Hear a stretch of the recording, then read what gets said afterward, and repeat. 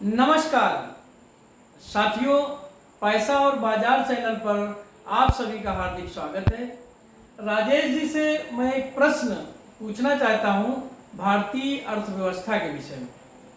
भारत की अर्थव्यवस्था ग्रोथ कर रही है या डाउन कर रही है, इसके विषय में मैं पूछना चाहता हूं, क्योंकि विश्व लेवल में जब हम देखते हैं तो तमाम देशों के विषय में होता है कि वो उनकी नैया डूब रही है, कोई बढ़ रहा है, कोई घट रहा है। तो भारत की वर्तमान में स्थिति क्या है, इसकी भविष्य में संभावनाएं क्या है भारत की अर्थव्यवस्था के विषय में, एक अर्थशास्त्री के नजरिए से आप इसको थोड़ा सा स्पष्ट करने का कष्ट करें राजेश जी। धन्यवाद आशीष जी।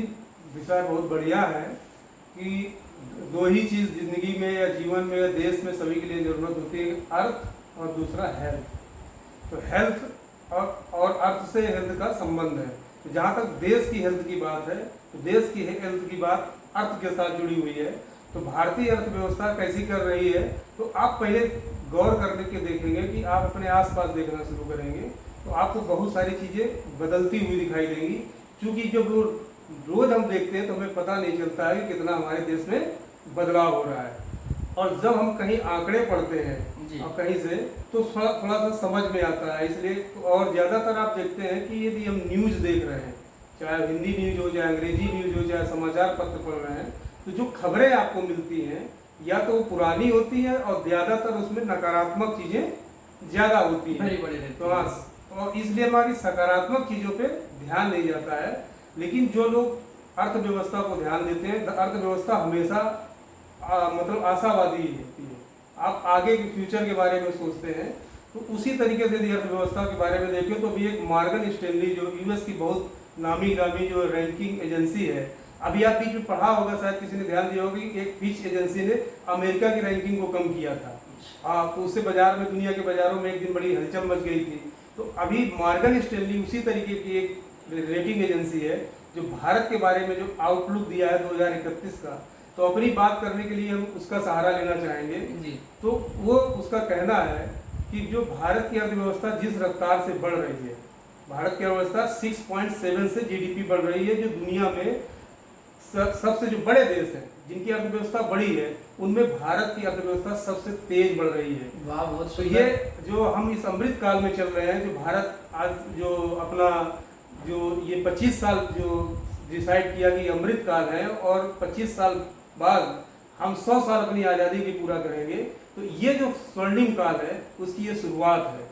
तो ये रिपोर्ट बताती है कि 6.7% से ग्रोथ कर रहे हैं, जो हम चाइना से भी ज़्यादा हैं, यूएस से भी ज़्यादा हैं, जर्मनी से भी ज़्यादा हैं और जापान से भी ज़्यादा। अच्छा, हाँ, वेरी गुड। ये तो आप इसमें यदि देखें तो यदि हम इसमें नॉमिनल मतलब यदि इन्फ्लेशन को भी जोड़ दें तो भारत करीब 11% से अधिक से तरक्की करेगा।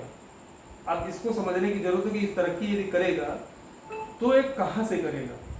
तो आप अपने आसपास देखें तो जो भारत सबसे ज़्यादा पॉपुलेशन के देश है और सबसे ज़्यादा मोबाइल इस्तेमाल करता है और सबसे ज़्यादा डिजिटल पेमेंट इस्तेमाल करता है। यूपीआई पेमेंट आपको चारों तरफ दिखाई देगी, आपको छोटे छोटे दुकानों में दिखाई देगी।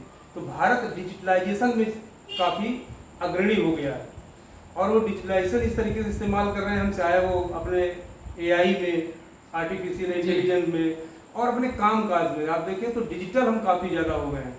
दूसरा जो भारत में एक परिवर्तन आने वाला है, जो बहुत लोग ध्यान नहीं दे रहे हैं, वो एनर्जी के क्षेत्र में। अभी जो भी हम एनर्जी इस्तेमाल करते हैं वो हम उसको जो है इंपोर्ट करते हैं, क्रूड ऑयल। हम धीरे धीरे अपनी आत्मनिर्भरता इसमें कम कर रहे हैं। हम सोलर एनर्जी पे, बायोगैस एनर्जी पे और हाइड्रोजन एनर्जी पे और इलेक्ट्रिकल एनर्जी मतलब बैटरी की से रिलेटेड जो एनर्जी है उसको इस्तेमाल बहुत तेजी से बढ़ा रहे हैं और सरकार का लगातार इसमें फोकस है। तीसरा जो भारत सबसे ज़्यादा आयात करता था जो वो डिफेंस के क्षेत्र में, तो जो इस समय सरकार का जो निर्णय है कि हम डिफेंस के क्षेत्र में भी आत्मनिर्भर होने की कोशिश करेंगे।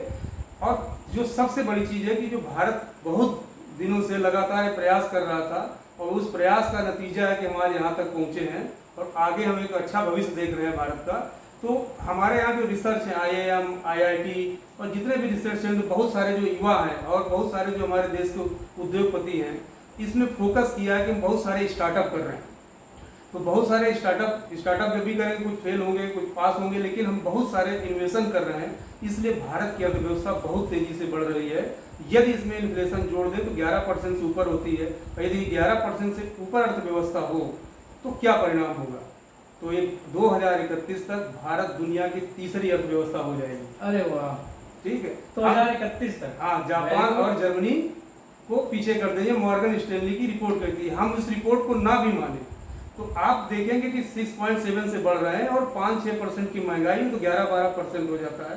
यदि उसको कंपाउंड करके देखें तो भारत तीसरी अर्थव्यवस्था होगी, अभी 3.5 ट्रिलियन इकोनॉमी है अपनी, वो बढ़ करके हो जाएगी 7.5।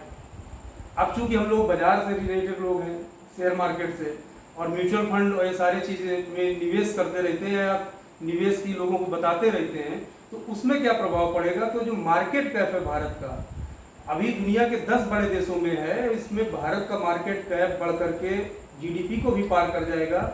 मॉर्गन स्टैनली की रिपोर्ट कहती है कि 10 ट्रिलियन हो जाएंगे हम, मतलब अर्थव्यवस्था 7.5 ट्रिलियन की होगी, मार्केट कैप आपका 10 ट्रिलियन का हो जाएगा। यदि जो आज सेंसेक्स आप दिख रहा है ये डबल से भी ज्यादा हो जाएगा, 3 गुना हो सकता है। कितने वर्षों में?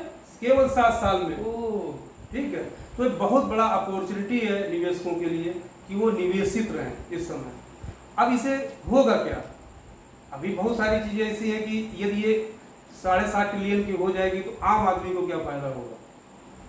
तो जो लोग 35,000 रुपए से ऊपर कमाते हैं उनकी संख्या भारत में केवल अभी 2% है। ठीक है, और जो हमारी पर कैपिटा इनकम है वो है इस समय $2400। ये पर कैपिटा इनकम बढ़ करके $4500 हो जाएगी, मतलब इन 6-7 सालों में आपकी पर कैपिटा इनकम लगभग दुगनी होने वाली है। उससे जो 35,000 रुपए जो कमाने वालों लोगों की संख्या 2% है, वो बढ़ करके 7% हो जाएगी। अच्छा, ठीक, और दूसरा जो अभी जो 35,000 से कम कमाते हैं और 10,000 से ज्यादा कमाते हैं उनकी संख्या है 24%, वो बढ़ करके लगभग 46% हो जाएगी। जो इससे भी कम कमाते हैं उनकी संख्या घट जाएगी, बहुत ही सुखद है। हाँ, उनकी संख्या घट जाएगी, ज्यादा कमाने वाले की श्रेणी में वो लोग भी आ जाएंगे। तो भारत की जो अर्थव्यवस्था काफी अच्छी है, चूंकि और दूसरे आंकड़े से आप समझे कि पूरे दुनिया के जो 20 शहर हैं जो ज्यादा जहाँ जनसंख्या है उनमें से 14 भारत के, दुनिया के 20 शहरों में से 14 भारत के हैं।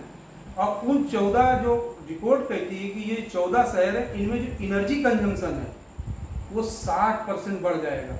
और जब एनर्जी कंजम्पशन बढ़ता है तो इसका सीधा संकेत होता है कि आप जो वेल्दियर हो रहे हैं, आप बहुत सारी चीज़ों में खर्चा कर रहे हैं, लेकिन एनर्जी नई होगी।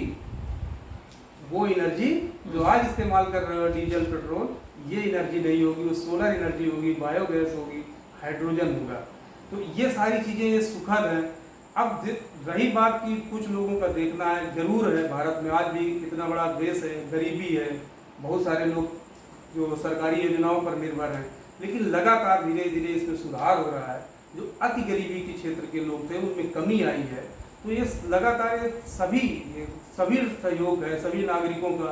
तो ये जो अमृत काल है इसमें सभी नागरिकों का जो है योगदान है और आगे भी करना चाहिए। आने वाला भी 15 अगस्त है, तो 15 अगस्त को हम राजनीतिक रूप से आज़ाद हुए थे 1947 में।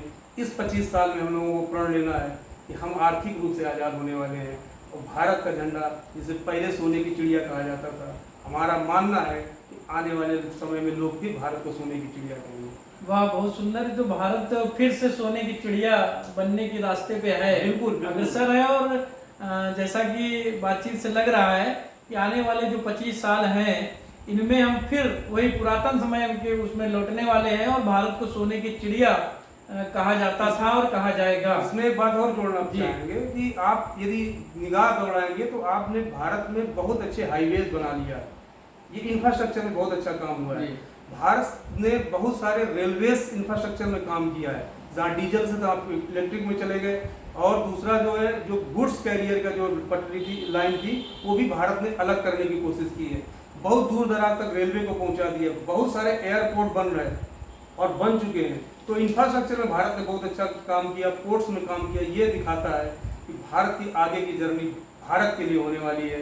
दुनिया इसी नज़र से, मॉर्गन स्टैनली हो या कोई भी हो, वो सारे लोग इसमें देख रहे हैं कि अवसर देख रहे हैं कि ये देश जो इमर्जिंग है, विकसित नहीं है, विकासशील है, ये आगे विकसित होने की तरफ जा रहा है।